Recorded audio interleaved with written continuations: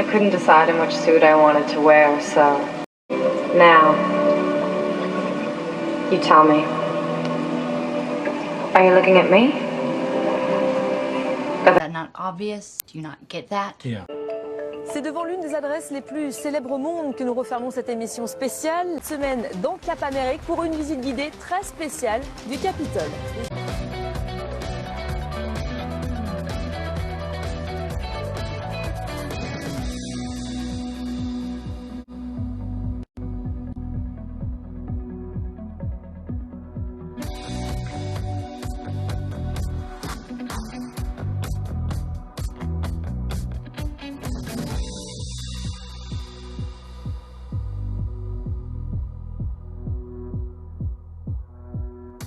Intelligence artificielle.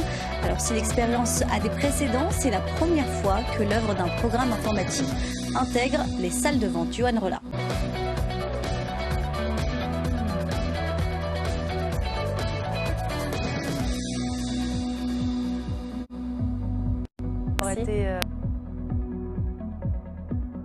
Take your clothes off.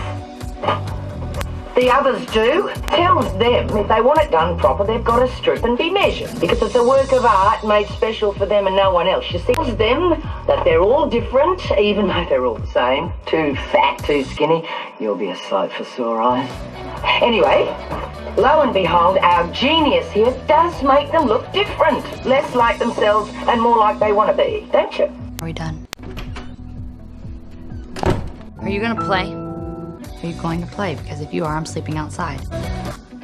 I promise you, you will not be disappointed. Welcome.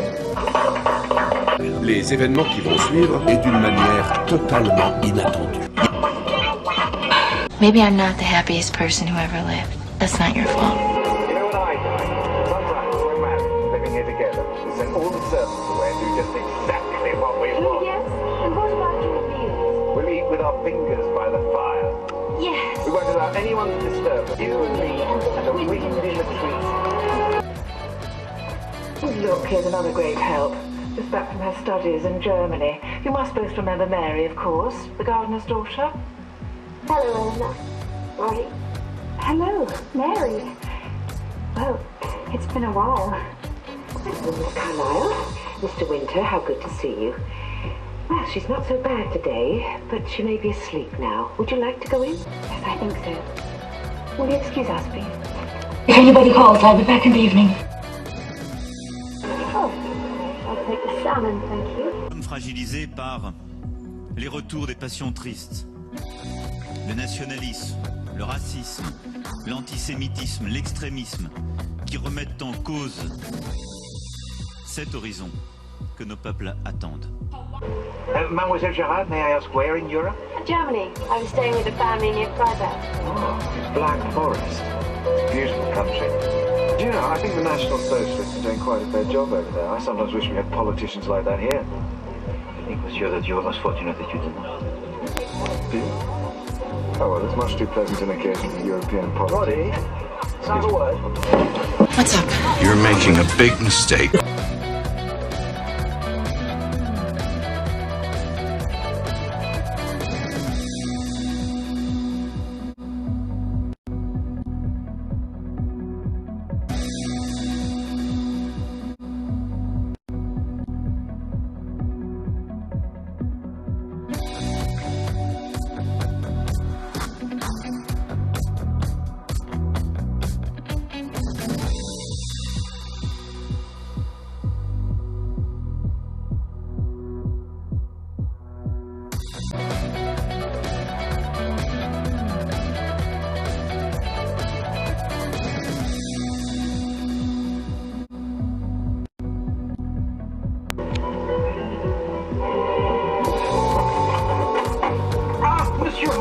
Enter if you please. I'm sorry, Mr. Poirot. There is something I can say in private. Monsieur Follett, you see before you a miserable animal who has been a triple imbecile. I am 36 times an idiot.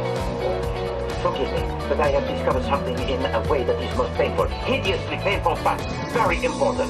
No, pardon. If you do not agree, I will go higher. I wish you to take this matter with the utmost seriousness. I will do what I can, sir. It will have to be tomorrow. Very well. I already realize we have less than a day and a night. Why did you ask me here? Because I want you to show you this. The Zephyrin Rose. So, isn't that Mr. Winter? What is going on? What did Eleanor say? I will tell it you. She told me of a quarrel a long time ago, and how she and Monsieur Winter were on different sides. And it made it very clear to me, mon ami, how she fell in love a long time ago with a man who could not return her feeling. And so, Doctor, I began to see through all the lies that had been told to me. Who has lied to you? Everyone. Particularly you. I had the message from the inspector, Poirot, but can you tell what this is all about? It strikes me as very unpleasant. I never wanted to see this room again. I'm not surprised. What does that mean? Gentlemen, please. Ça suffit. No matter. Please, do sit. Tell to me what you wish to say. I have concluded that nothing in this matter is what it seems. Firstly, we have heard that on the day of the murder, there was seen lurking in the garden a man who was very tall and who resembled you, Monsieur Winter. I told you I never came here. So would you be surprised to learn of the will of Mademoiselle Carlyle? I established it last night that it leaves everything to you. I swear I have no idea. So perhaps you stood outside and observed her making the sandwiches and thought that they were for her. Alors, if she died, you would be a man very rich. This is outrageous. I told you I never came into the grounds. However, if she was hanged, you would be equally rich. So, let us assume, as did the trial, that the murder, it was successful. It is easy to imagine you or another being aware that Eleanor Carlyle intended to invite Mary Gerard here, and also to know that the preference of Mary was for the salmon paste. Now, both of these things, they were well known. Are you including me? I include everyone. As you know, someone entered this room on the last night that Madame Werman was alive and gave to her the morphine. Now, this person has the fire of morphine and the chance it comes. And this is what he finds. The sandwiches. One of salmon paste, the other two of shrimp and crab. Hello. Our murderer approaches the sandwiches. And at once he observes that the color and the texture are identical. So which one is the salmon paste now?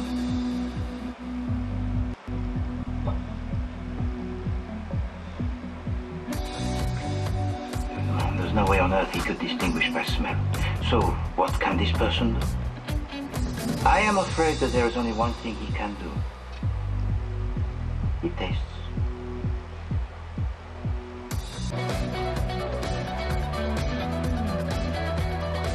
Then, suddenly, I realized how stupid I had been. I had failed to take into account the madness of the English palate. For gentlemen, what do we find?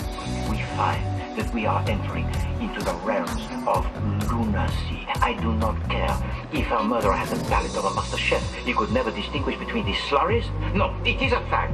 These sandwiches are all but indistinguishable. So, I come to the conclusion. I do not care what was said at the trial. This could never, ever be the practical method of murder. So Eleanor Carlyle did not poison the sandwich? No, she did not. Who did?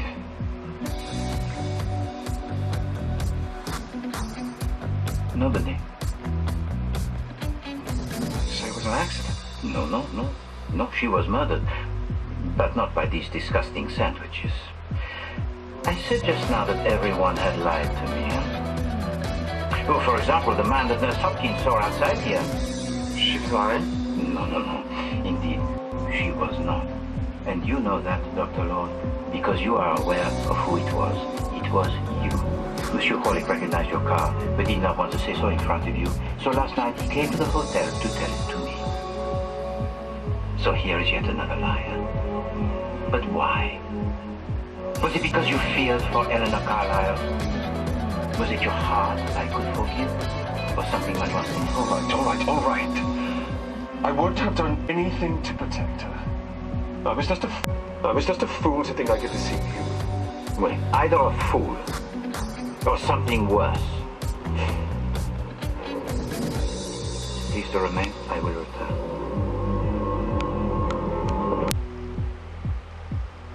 You told to the court that you never left the side of your patient during that evening except when Mademoiselle Carlyle was present. She was the accused, so no person could challenge you. But it is a fact that Monsieur Winter entered this room when you were making the tea, and perhaps others. Maybe I was out a few times. That's no crime. But that is not your affair. When I asked you if Mary Gerard was adopted, you denied it. Why did you not tell to me the truth? What? That? It has no bearing. No bearing.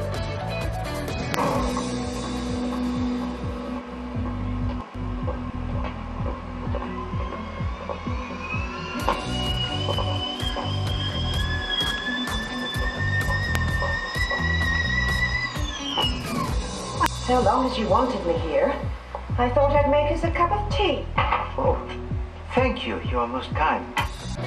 And now perhaps you'll please tell me what this is about? The truth is, Nurse Hopkins, I brought you here to talk to you about this rose. It is a rose on the trellis of the lodge. You were pricked, I believe, by its thorn? Yes. But as you can quite well regard, the Zafran rose, it has no thorn. Well, then it was a nail from the trellis. I thought it was a thorn. It's sharp enough, too. Your tea. Merci. Quite so. A mistake.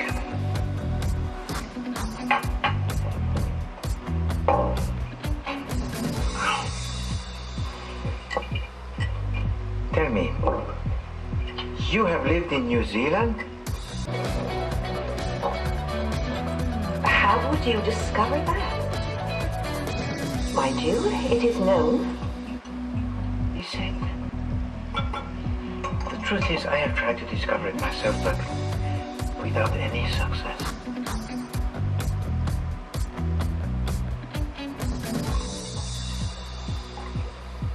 And this planted the temptation which grew. What temptation? The temptation of a big inheritance, and it was for that reason that you came here. And from a safe distance, claim your money. This is a strange sort of fiction. But so long as you've finished your tea, I'll wash up.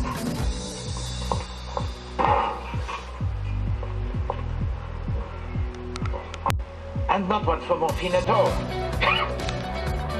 And I searched. And at last I discovered a drug of great interest. Apomorphine. An emetic. Yes, an emetic, Mr. Poirot. Apomorphine makes you vomit. Swallow poison and inject that and you vomit quite enough to expel the poison. So it was the tea. You poisoned it. You drank it with Mary. And a little while later, Eleanor Carlyle found you with a prick from the needle in your arm, standing over that basin where you had been so sick. And now I have to do it again. The poison's safely washed up, though luckily I had much less than you. Not morphine this time. Something nastier. But nobody will quite know how it entered your system. And there's no trace of it. Oh, but my dear lady. There it is. You see? I hate and always have hated.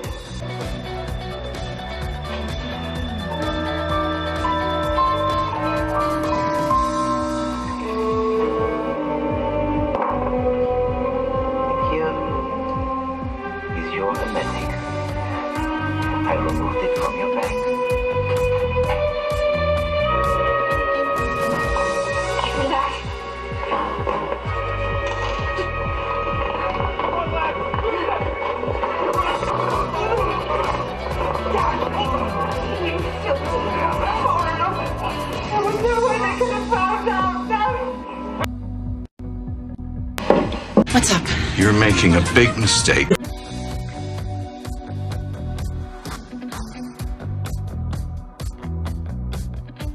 Joven tiene menos temor de las mujeres.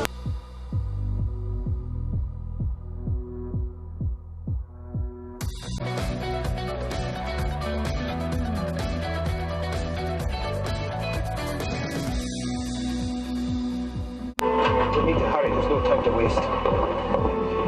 And Dr. Rhodes also, if you please. I think you will be needed. Monsieur Winter?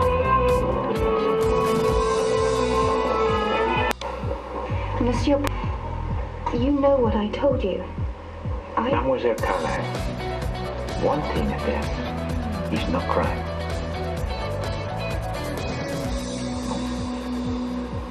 Now go.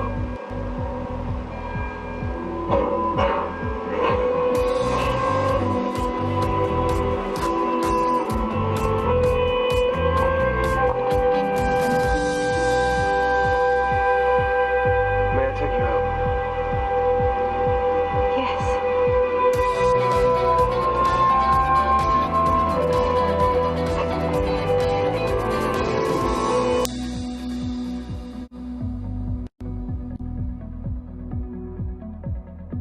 Are we done?